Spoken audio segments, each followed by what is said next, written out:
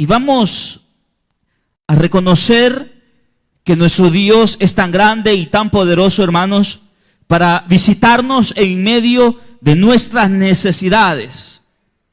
Porque si usted ha traído una necesidad esta tarde a la casa de Dios, usted puede traer una necesidad económica, una necesidad física, una necesidad espiritual. Sea cual sea esa necesidad, Dios esta tarde nos quiere visitar con su palabra. Vamos a tomar el Evangelio de Lucas, capítulo 7.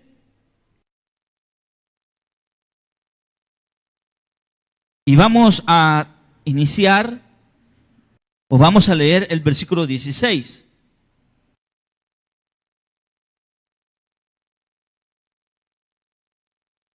Versículo 16 del capítulo 7 del Evangelio de Lucas. Todos se llenaron de temor y alababan a Dios. Y decían: ha surgido entre nosotros un gran profeta.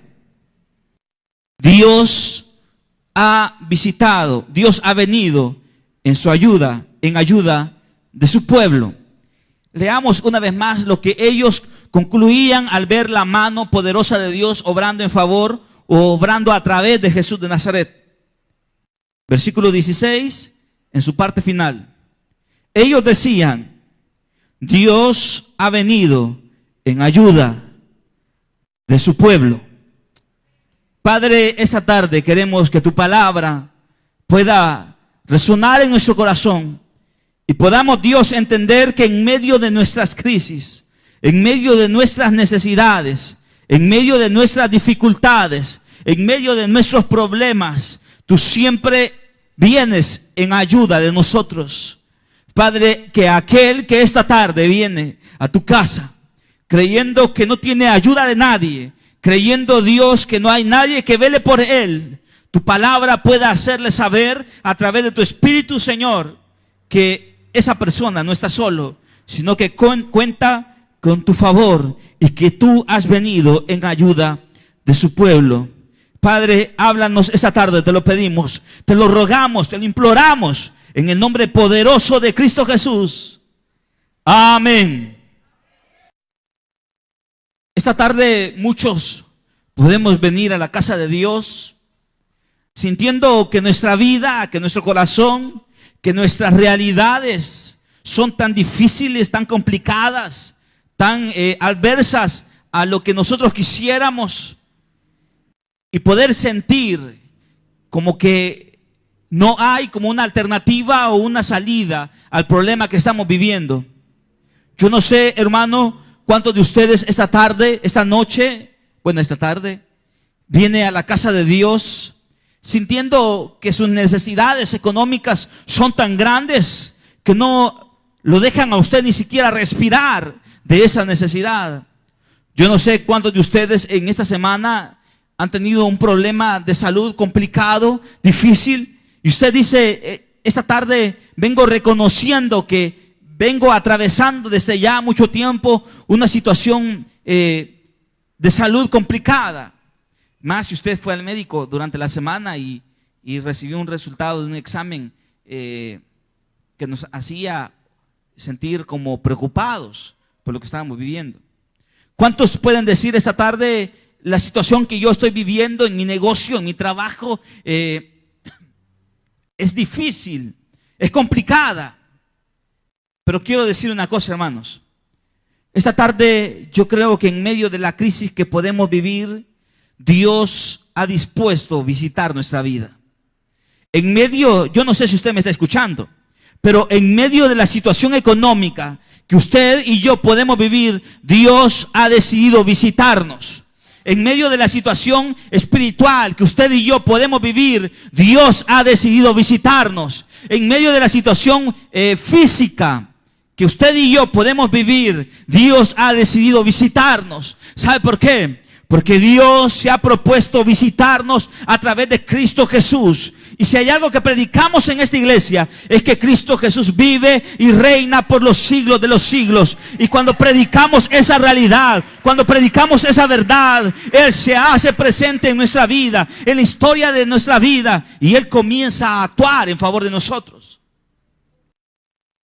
Lo que hemos leído es la conclusión de aquellos que vieron un milagro extraordinario, sobrenatural, algo sorprendente de Dios, obrando a través de una persona que para muchos era menospreciado, que para muchos era un don nadie, que para muchos no tenía ni siquiera un padre que pudiera dar fe de su apellido.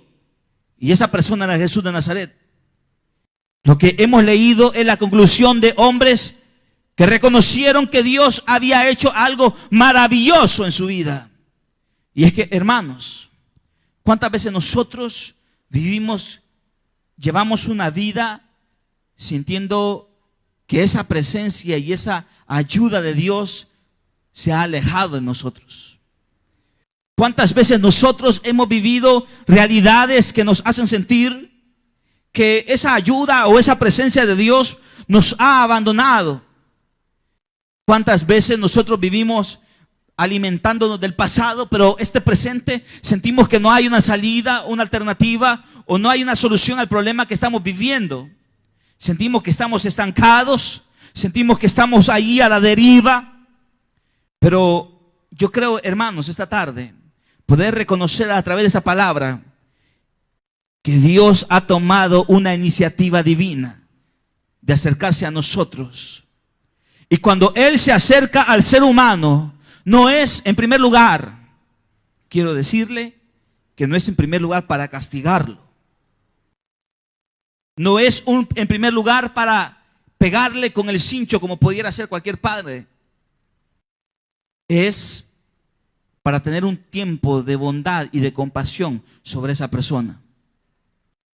Usted que es padre de familia, al ver que su hijo está allí, quizás cometió un error, quizás desobedeció una orden directa que usted le dio.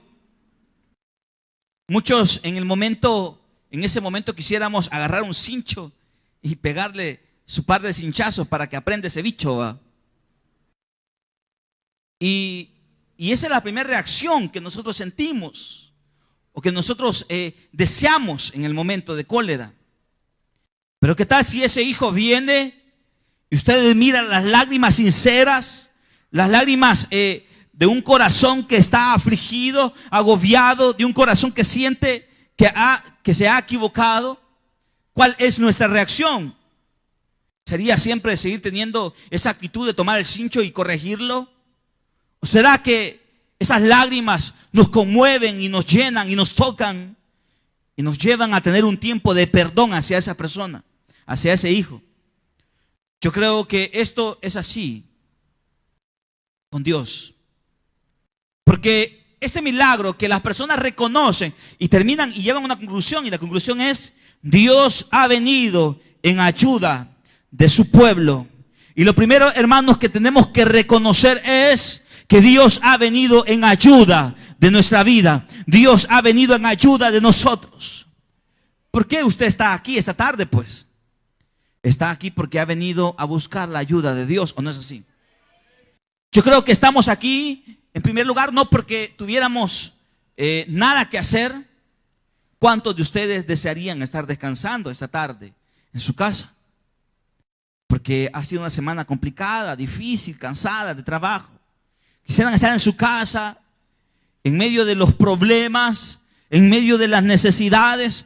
¿Cuántos quisieran vivir un momento donde reconocen que Dios se acerca a la vida para presentar o para traer esa paz y tranquilidad? Pero muchas veces la realidad no es así. Y venimos a la casa de Dios a buscarle a Él. Y estas personas dicen y reconocen: Dios ha venido en ayuda de su pueblo. Pero ellos llegan a esa conclusión no porque le han contado, no porque un día les dijeron, sino porque ellos vieron la respuesta de Dios en la vida de aquel o de aquella o de aquel que no tenía ninguna esperanza, que no tenía ningún futuro. Oiga una cosa, hermano. Yo no sé si esta tarde usted viene a la casa de Dios sintiendo que como que no hay un futuro, no hay un mañana para su vida o para la vida de su familia. Yo no sé si usted ha venido a la casa de Dios sintiendo que no hay un día de mañana, porque todo está tan complicado que es difícil poder cambiar esa realidad. Quiero decirle una cosa, hermano. El Dios que hemos venido a buscar esta tarde es un Dios que es capaz de cambiar lo imposible y hacerlo una realidad en nuestra vida. El Dios que hemos venido a buscar, al Dios que hemos alabado, al Dios que usted ha derramado lágrimas, ese Dios es capaz de cambiar la realidad por más difícil que eso parezca.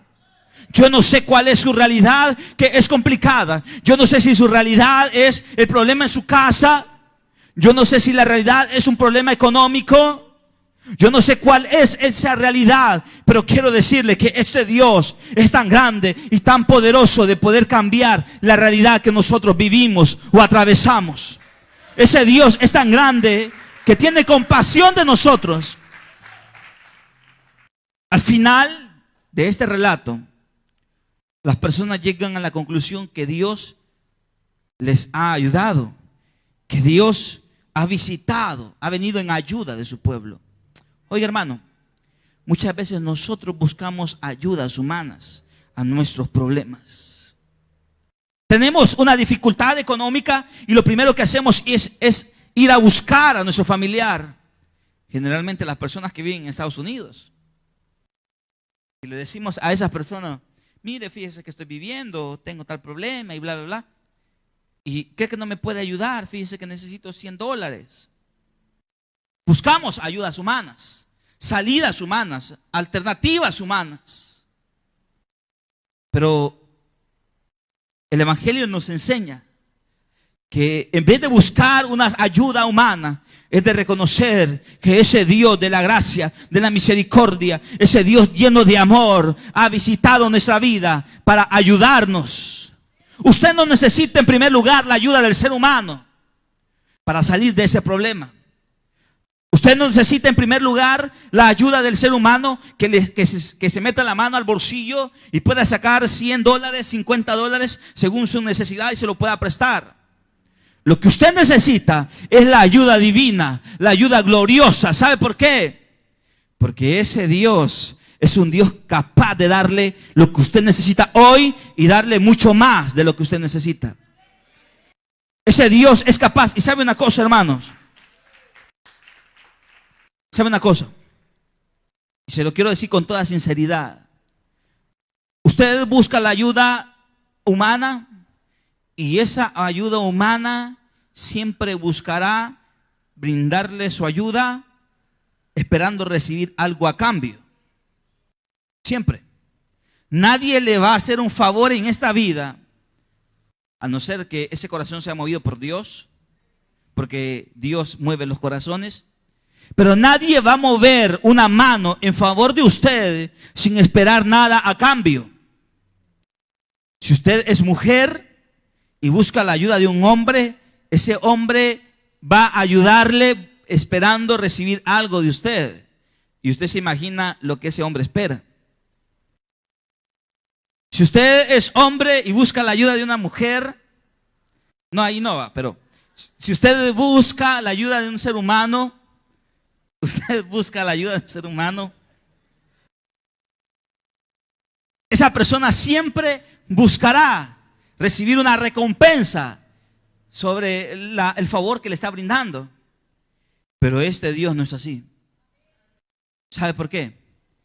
Porque este Dios siempre es capaz de darnos lo que necesitamos, aún Él entendiendo que muchas veces nosotros ni siquiera vamos a tener la capacidad de reconocer que lo que hemos recibido ha sido producto de su mano de misericordia. Porque Él sabe, hermanos, que muchas veces nosotros tenemos la capacidad de reconocer los favores que Él hace en favor de nosotros, pero muchas veces tampoco tenemos la capacidad de reconocer ¿Cuántas cosas dejan de suceder en su vida que ni siquiera usted se puede percatar de lo que pudo un día pasar? Y como usted no se percató, ni siquiera tuvo la capacidad de orar y darle gracias a Dios. Generalmente siempre le damos gracias a Dios porque si un día vamos en el autobús y se suben unas 3 personas a asaltar allí, le damos gracias a Dios porque nos libró de ese asalto o de esa muerte o de lo que pasó en el autobús. Pero cuántas cosas, usted se puede imaginar en este país, cuántas cosas difíciles de entender y comprender suceden. Y hasta el día de hoy a su pueblo no les ha tocado vivirlas. ¿Sabe por qué? Es porque la mano bondadosa de Dios ha estado en favor de nosotros. Porque como dice la palabra, la buena mano de Dios, Dios mismo ha venido en ayuda de su pueblo. Pero es difícil entender o es difícil agradecer aquello que yo no puedo ver. Es difícil agradecer aquello que yo no puedo tocar, que no puedo disfrutar. Pero Dios, hermanos, cuando se acerca a nuestra vida, Él se acerca en primer lugar, ¿sabe? Se acerca porque Él nos ama. Él hace cosas, interviene en nuestra historia, nos ayuda, nos libera, nos restaura, nos sana. En primer lugar porque Él es Dios y porque Él es como un padre que hace las cosas sin esperar que usted y yo le podamos agradecer. Pero el pueblo reconoce que Dios ha venido en la ayuda de ellos. ¿Pero por qué? Dice el versículo 11. Poco después Jesús, en compañía de sus discípulos y de una gran multitud, se dirigió a un pueblo llamado Naín. Cuando ya se acercaba a las puertas del pueblo, vio que sacaban de allí a un muerto, hijo único de una madre viuda. La acompañaban un grupo grande de la población. Al verla, el Señor se compadeció de ella y le dijo: no llores. Dios, a través de Jesús, tuvo compasión de aquella mujer que había perdido a su único hijo y que era una viuda. Era una mujer que había perdido la única alegría de su vida. Porque ella había perdido quizás a su compañero de vida, porque ella había perdido a aquella persona con la cual ella había dispuesto a hacer su vida, y la única alegría que ella podía tener era su hijo, pero aún su propio hijo lo había perdido. Yo no sé, hermano, si usted en algún momento ha sentido que de repente pierde una alegría, pero usted dice, o sucede algo en su vida, pero usted dice: pero he perdido esto, me siento mal, me siento triste, pero tengo a fulano, tengo a mengano, tengo esta realidad que llena mi corazón de satisfacción. Pero ¿qué tal si no solamente pierde esa primera bendición, sino que pierde la segunda bendición? Y es lo que le pasó a esta mujer. Esta mujer sentía que había perdido todo. Y aunque el texto no lo dice, pero es una realidad. Ella se había quedado sola en este mundo. Ella se había quedado a la deriva de este mundo. Más en aquella cultura y en aquel tiempo donde las mujeres no tienen o no tenían el derecho que ahora tienen. Porque ahora muchas sienten el derecho de poder golpear a su esposo. Y no es así, hermanas. Ustedes no tienen el derecho de poder pegarles. Pero en aquel entonces era bien complicado poder vivir esa situación. Ella podía sentir que la había perdido todo. Había perdido toda expectativa, toda esperanza. Bueno, toda la alegría de su vida había desaparecido. Yo no sé, hermano, cuántas veces nosotros hemos sentido que la alegría de nuestra vida ha desaparecido. Yo no sé cuántas veces nosotros hemos sentido que de repente tenemos una enfermedad, pero decimos: tengo a mi hijo. Pero de repente el hijo se va allí con una joven y usted se queda solita y dice: pero he perdido a mi hijo, pero tengo tengo esta posibilidad económica, y de repente pierde esa posibilidad económica y usted dice, me he quedado sin nada. Aquello que llenaba mi vida de alegría ha desaparecido. Pues quiero decirle una cosa, hermano, aunque sintamos muchas veces en la vida que vamos perdiendo aquellos motivos de alegría en nuestra existencia, aunque muchas veces sintamos que perdemos familia, negocios o salud, quiero decirle que aún seguimos contando con la ayuda de aquel Dios que interviene en nuestra vida, en la ayuda de aquel Dios que viene en favor de nosotros, y que esa intervención de Dios quiere llenar nuestra vida de alegría, de satisfacción. Esta mujer estaba tan triste, y usted sabe que la consecuencia de la tristeza es las lágrimas. Usted está triste y ¿qué hace? No se pone a cantar, se pone a llorar. Usted está triste por tantas cosas que puede vivir y lo primero que hace es llorar. Le voy a decir una cosa. Para mí llorar no es de cobardes. Muchos hombres en su pensamiento machista dicen, es que el llorar no es de hombres. Es que para mí el no llorar es de robots o de extraterrestres. Para mí el llorar es de seres humanos. De ver su realidad y su situación económica o difícil que está viviendo y decir, está complicado. ¿Sabe una cosa? Jesús mismo lloró. Acompáñeme al Evangelio de Lucas. Perdón, Evangelio de Juan. Evangelio de Juan, ya le digo el versículo, el capítulo. Evangelio de Juan, capítulo 11, versículo 17.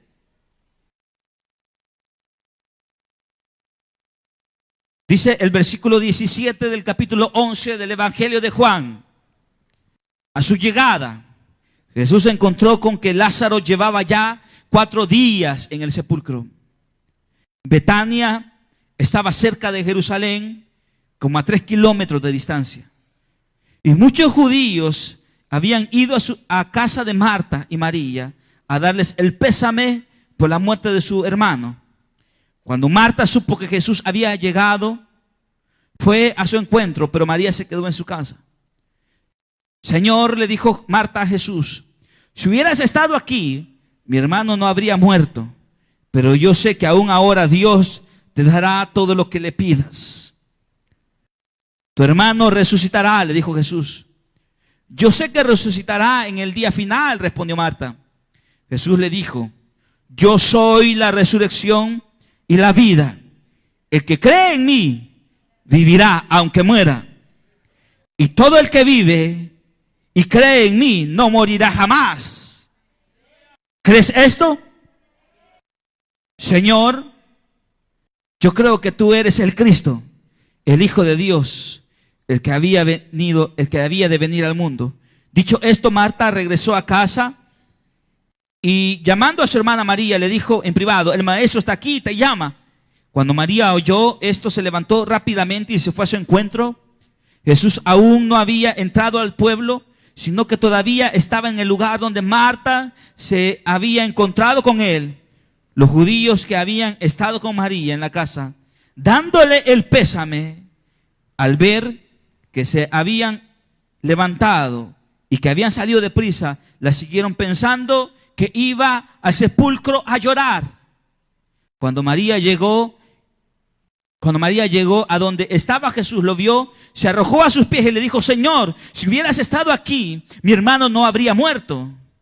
Al ver llorar a María y a los judíos que le habían acompañado, Jesús se turbó y se conmovió profundamente.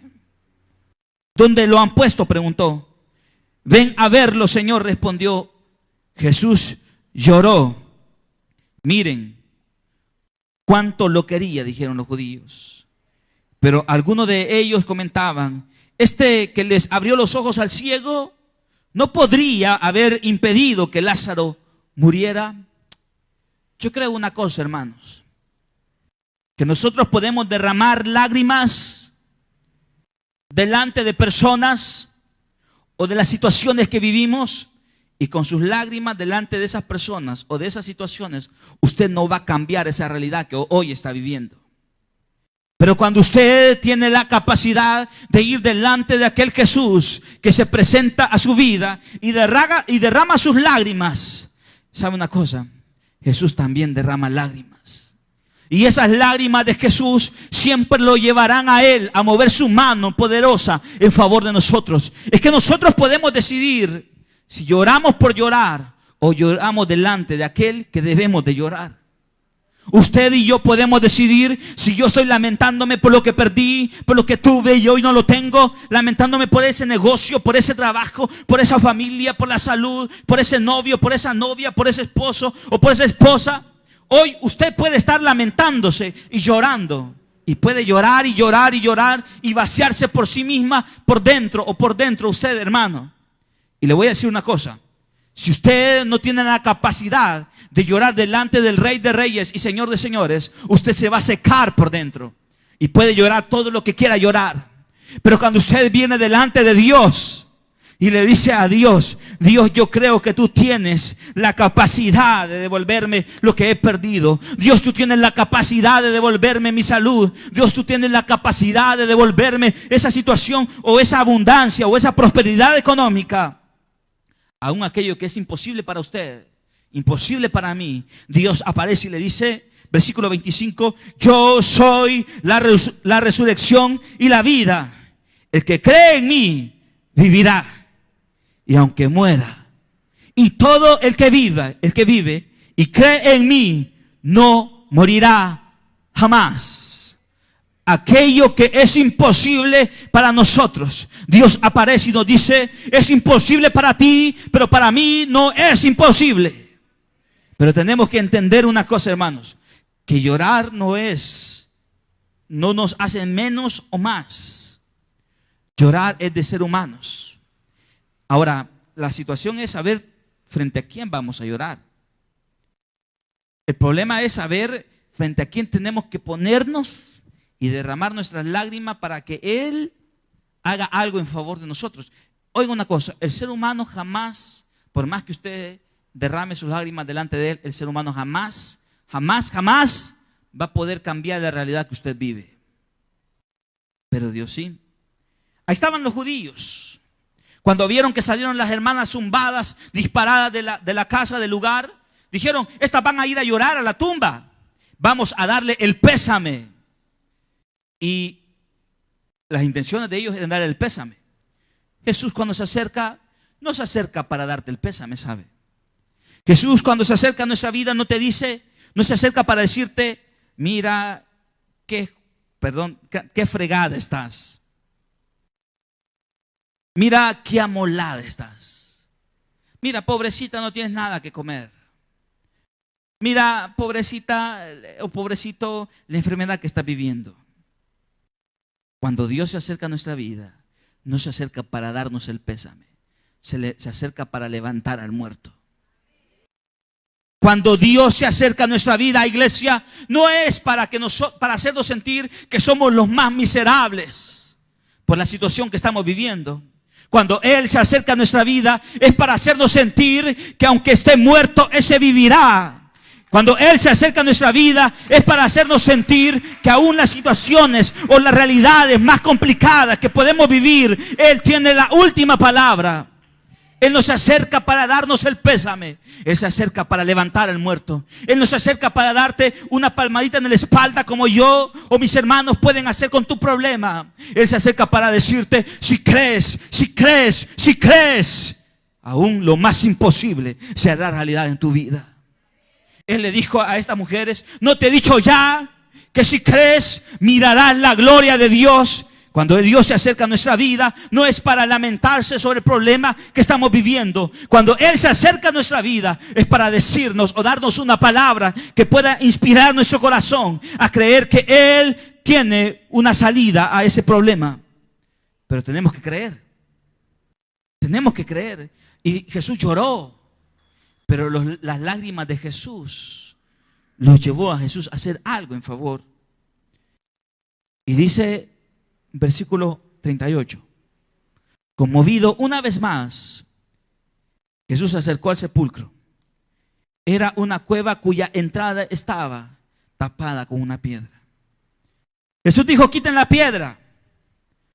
Marta y su hermana del difunto objetó: Señor, ya debe de oler mal, pues ya lleva 4 días allí. ¿Usted ha podido percatarse de ese olor ya putrefacto? ¿Usted ha podido sentir ese olor tan desagradable como es un cuerpo que se está en estado de descomposición? Es horrible. O sea, aquellos que no tienen sus, como decimos, sus tripas bien puestas, las echan. Pero las hermanas de aquel muerto decían: pero ya lleve, maestro, ¿por qué no nos pidas eso? Pero Jesús dijo: quiten la piedra. Y a pesar de lo que ellas decían, dice el versículo 40, Jesús, al ver la respuesta de ellas, dijo: ¿no te dije que si crees verás la gloria de Dios? ¿Cuántos quieren ver la gloria de Dios en su vida, hermanos?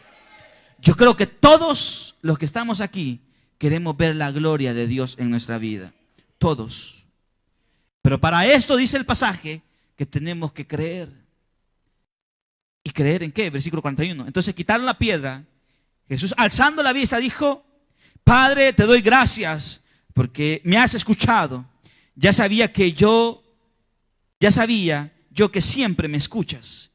Pero lo dije por esta gente que está aquí presente, para que crean que tú me enviaste. Dicho esto, gritó con todas sus fuerzas: Lázaro, sal fuera. El muerto salió con vendas en las manos y los pies y el rostro cubierto con el sudario. Quítenle las vendas y dejen que se vaya, les dijo Jesús. El muerto todavía salió. Esas vendas, el olor a ese cuerpo que estaba en descomposición se había quitado, porque ya no estaba muerto, ahora estaba vivo, ¿sí? Pero las vendas, ¿se imaginan cómo olían? El que se había levantado entre los muertos era Lázaro, es decir, su cuerpo, su persona. Pero las vendas todavía olían mal. Yo no sé, hermanos, si usted siente que todavía hay algo en su vida que huele mal. Este cuerpo se levantó de entre los muertos. Este cuerpo fue resucitado a través del Espíritu y la palabra.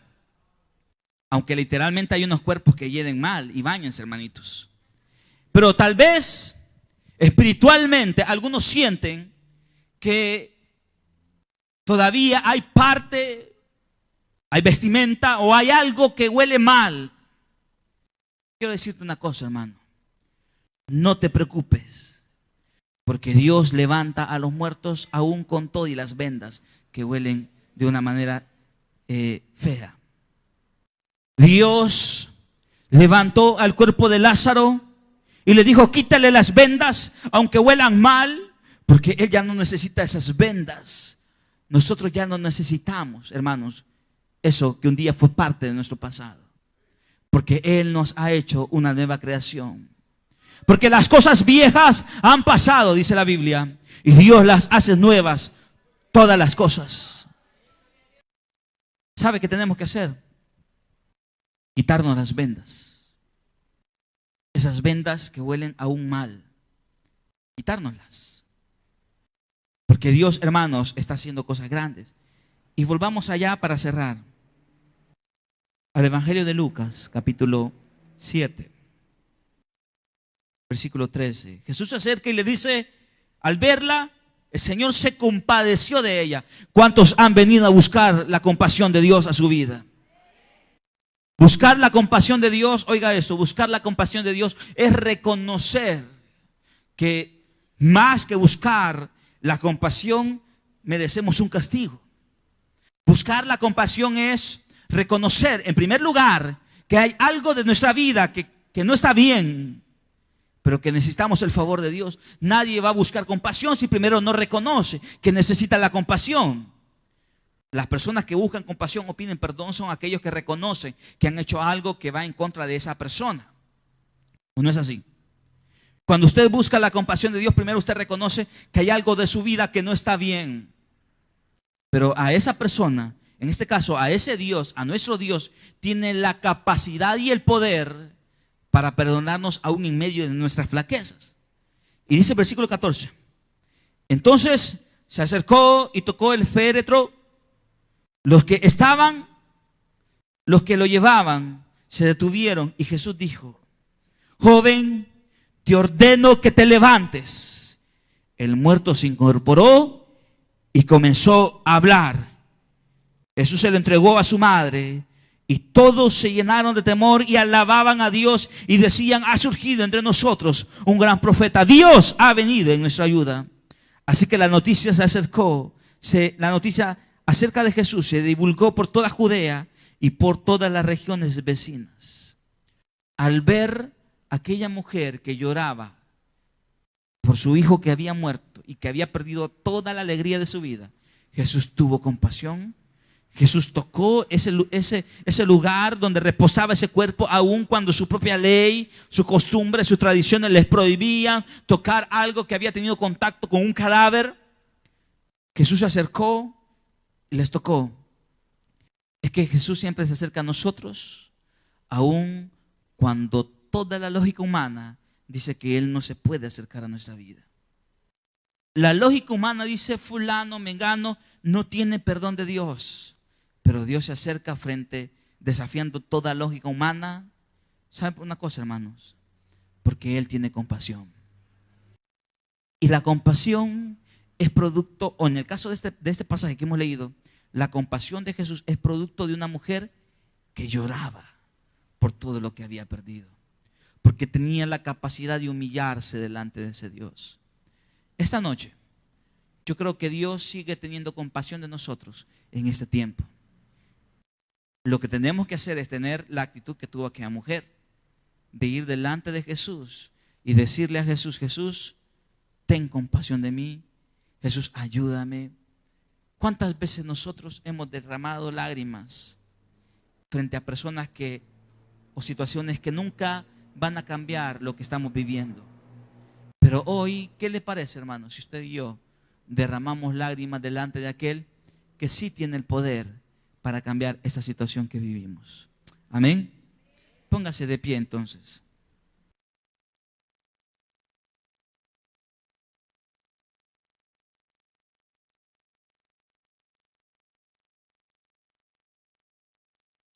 La alegría de aquella mujer había desaparecido. Por un lado había muerto su marido y después había muerto su único hijo.